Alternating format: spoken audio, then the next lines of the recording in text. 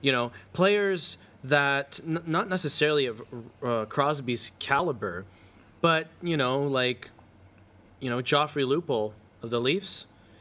You know, he went to Europe, and a whole bunch of other players went to Europe, and you cannot tell me that they're going to get paid the same. And even if they are, even if they're getting paid the same money or more that they're going to get paid in the NHL, the league, it's not as good as the NHL. So when you're looking at it, the logistics of them doing this, all the fans are thinking now, at least from my perspective, is, well, if they're willing to go to, I know that they need to be playing, because, any NHL player will say that if they're not playing for a season, it is detrimental to any chance of them coming back because they're not conditioned properly. I get that. But you need to understand that they're kind of settling for another league, and the fans see this, and they're saying, okay, it's one thing. They're also taking jobs of players out in Europe. I mean, they're going to dump their third, and do you fourth think liners. Crosby knows this? I think, like I said, Crosby's a smart guy. Maybe that's why he hasn't done it yet. He really doesn't. I mean, like, okay, let's put this back in. Let's put this in the past.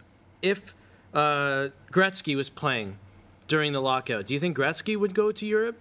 I don't know. Some people have been asking that question because he's class. There wouldn't be a lockout.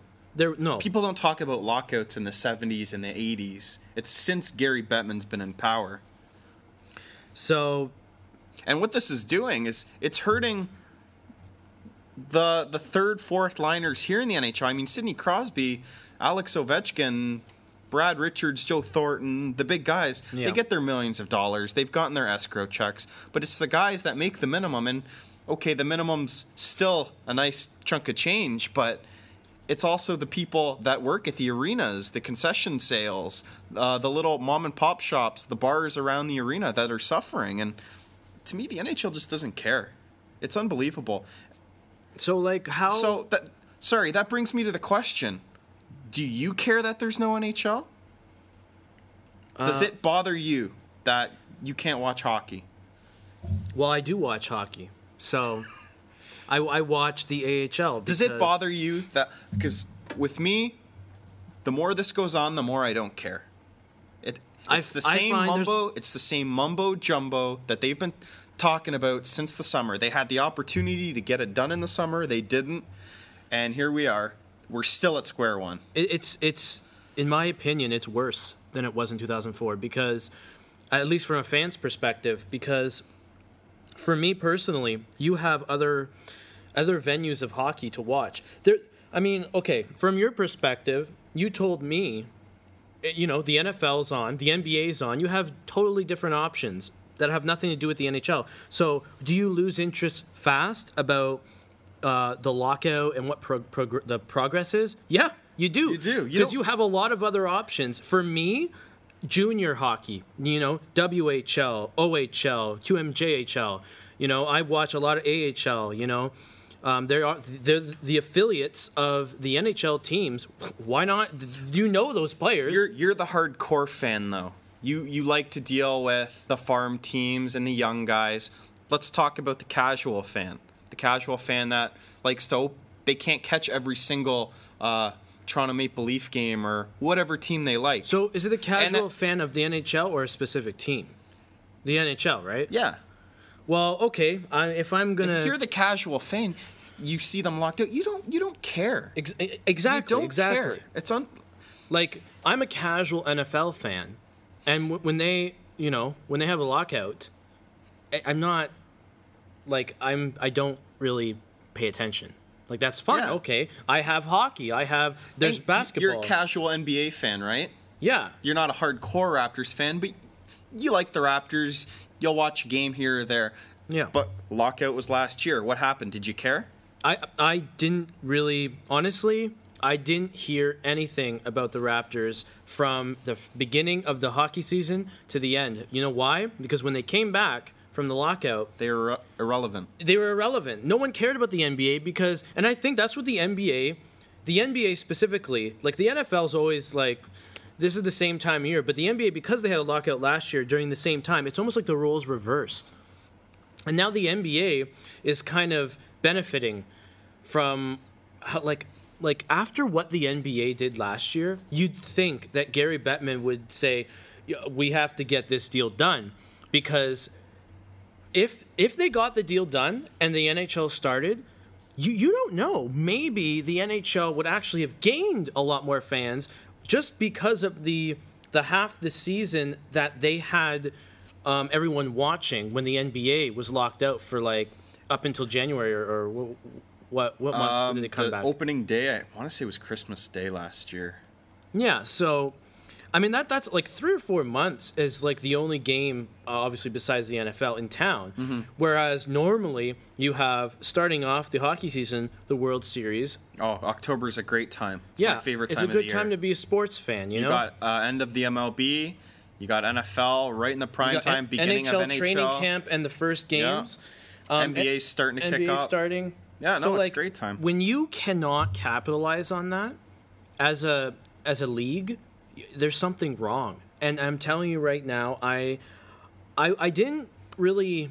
It's not that I was really, upset over the NBA lockout, but they got it done. They got a deal done, and they got the season started. And you know what? And they don't have to worry about it for another 10 years. Exactly. What's the problem here with NHL? It's 5 years. Why? So we can have 5 years of hockey and do the same thing over again like we did in 2004? That's why it's getting to the point where I don't care. Deal with it. When they deal with it, then I'll get to the point where, hockey's relevant again. But at the moment, it doesn't matter. It's the same mumbo jumbo. But when is that going to change, do you think? Is that all gone Gary Bettman, or is it just... It's both. Is it? It's both. The way that the NHLPA is being run. Because they've been changing leaders of the NHLPA for how many years now? I know Donald Fear is coming in here. I think Bob Goodenow it was more personal with Bettman. Donald Fear led the MLB in '94 when they had their players strike. He got them to play again. Do you think Donald Fear is in this to make a statement, or he doesn't really care? I think Donald Fear's in it to do his job, and that's represent the players. That's what he's good at. Okay, so... And his job is to make sure the players don't fall. There's not a fall of the union. Because that's what happened in '04, where players started breaking apart from the union, and the NHL capitalized. And I want to see hockey, obviously, but it's Donald Fear's job. The players took a cut last time, and they just both need to negotiate. It shouldn't be... it obviously looks like the players are negotiating. They're coming down from their percentage and what they want, but the NHL isn't doing anything. Okay, so a little change of pace. Name the number one benefit from your perspective, of having this lockout pretty much the whole year and no season. A benefit? I know it's hard to really determine what a benefit is. I have one, but I want to know if you have one. Benefit is you can focus on other things, other sports, whether it's the Raptors, I mean a benefit NFL. for the NHL as a league. I don't see a benefit or like if they're both for a specific team or anything. I don't see a benefit if they're both losing money and they're losing fans. What's the benefit? Both sides are losing. What's your benefit? I'd like to hear that. Well, my benefit, I mean, I've spoken about this before, is because this year is this year's draft class is phenomenal, essentially, and like you said, I do pay attention to farm teams and the junior leagues. I know that because the Leafs. The way the drafting system will work this year, it's not finalized yet. There's like the whole year needs to be canceled before we talk about the draft. Exactly, and if it is, then they still have to make a decision on if it's going to be the same way as it was in 2004 when Crosby was drafted. Ironically enough, the only player ever to even come close to Crosby at a junior level is this year being drafted. McKinnon? He is being compared as Crosby. I was going to say maybe Eric Lindros. Well, I'm just the only reason I'm saying making that comparison is because one came after a lockout and this one's going to come after a lockout.